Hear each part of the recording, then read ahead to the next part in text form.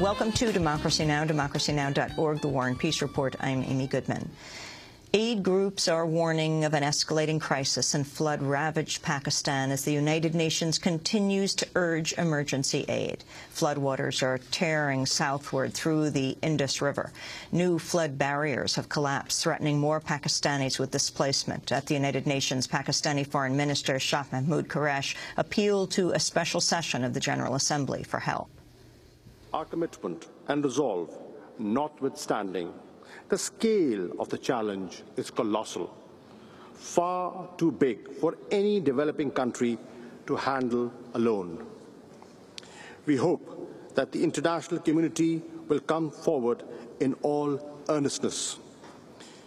We trust that we shall be provided with the much-needed support to augment our national relief and rescue efforts.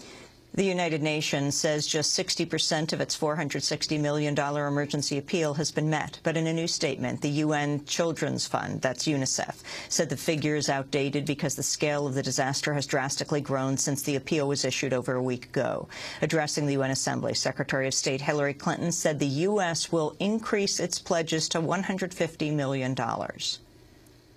Pledge that I am making today of $60 million. The United States will be contributing more than $150 million toward emergency flood relief.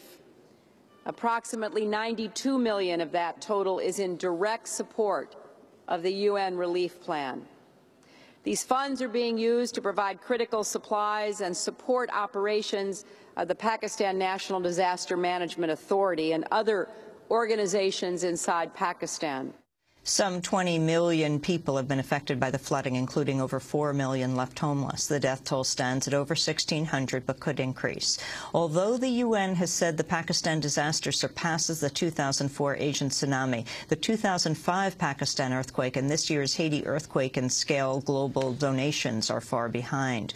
According to Foreign Policy magazine, an effort to raise money for Pakistan through mobile phone text messages has raised about $10,000 compared to the $31 million raised for Haiti in a similar effort. An average of just $16 has been donated for every Pakistan flood victim, compared to $1,249 for every 2004 tsunami victim and $1,087 for every Haitian earthquake victim. New evidence has cast fresh doubt on the Obama administration's claim that most of the oil in the Gulf of Mexico has disappeared. On Thursday, a team of researchers confirmed the existence of a vast underwater oil plume stretching 21 miles from BP's blown-out well. Christopher Reddy of the Woods Hole Oceanographic Institution said the amount of oil in the plume is unknown. All I can tell you is that we found a plume, and I can't tell you how much oil was in it because we don't have the values yet. We know there is a plume, we know its length, we know its shape, we know that we collected water samples in it, and when we have analyzed those samples, we'll be able to constrain what the inventory of those compounds were in there. The White House has claimed more than 3/4 of the oil has vanished from the Gulf. But speaking before the House Energy and Commerce Subcommittee on Thursday, National Oceanic and Atmospheric Administration senior scientist Bill Lair acknowledged only 10% of the oil has been cleaned up and that large quantities that evaporated or dispersed remain in the Gulf ecosystem. Florida State University oceanographer Ian McDonald also said the actual amount of oil removed from the Gulf is around 10% and predicted the spill will likely remain harmful for decades.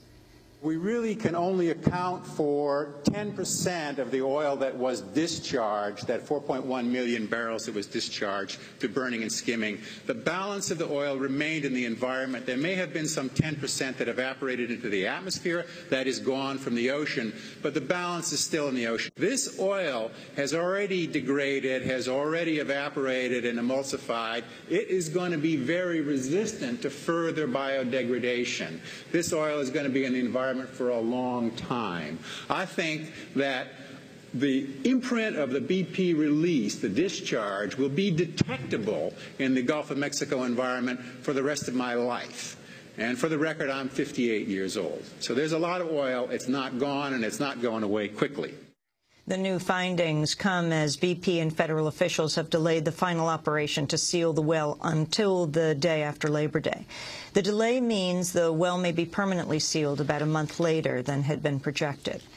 In other oil spill news, BP is facing new accusations from its main contractor at the drilling site, Transocean, of obstructing a probe into what caused the April 20th explosion.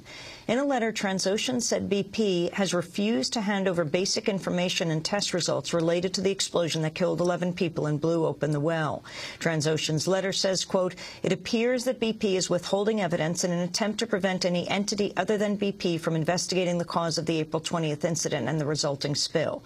BP responded by calling the accusations a, quote, "publicity stunt evidently designed to draw attention away from Transocean's potential role in the Deepwater Horizon tragedy." New details have been released, meanwhile, on the restrictions and conditions of BP's government-administered $20 billion compensation fund for those affected by the Gulf Coast spill.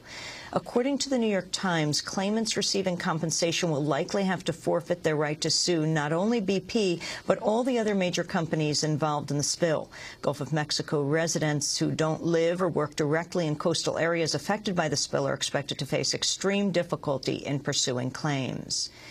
New figures show jobless claims are at their highest level in 9 months. The Labor Department says initial claims rose for a third consecutive week to 500,000. It's the first time jobless claims have reached the half-million mark since November. At the White House, President Obama urged Republicans to stop blocking a $30 billion Senate measure that Democrats say will increase hiring. When Congress reconvenes, this jobs bill will be the first business out of the gate. And the Senate Republican leadership needs to stop its efforts to block it. Let's put aside the partisanship for a while and work together. Obama spoke shortly before leaving for a 10-day vacation in Martha's Vineyard. As he departed, the White House addressed the findings of a recent poll showing nearly 1 in 5 Americans believe Obama is a Muslim. A White House spokesperson said Obama's a Christian who prays every day. The White House is expected to announce today Israeli and Palestinian leaders have agreed to restart direct negotiations for the first time in nearly 2 years.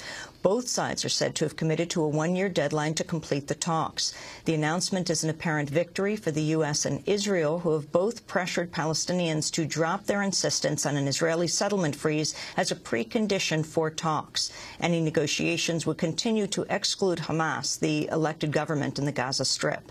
The talks will reportedly begin on September 2nd in Washington. A new United Nations report says Israel forcibly denies Palestinians access to nearly 1/5 of Gaza Strip land and 85% of its naval territory. According to the UN Office for the Coordination of Humanitarian Affairs, the restrictions deprive some 178,000 Palestinians of their livelihoods. The restrictions come on top of Israel's complete siege and blockade of Gaza, which confines the 1.3 million Palestinians there to one of the world's most densely populated areas.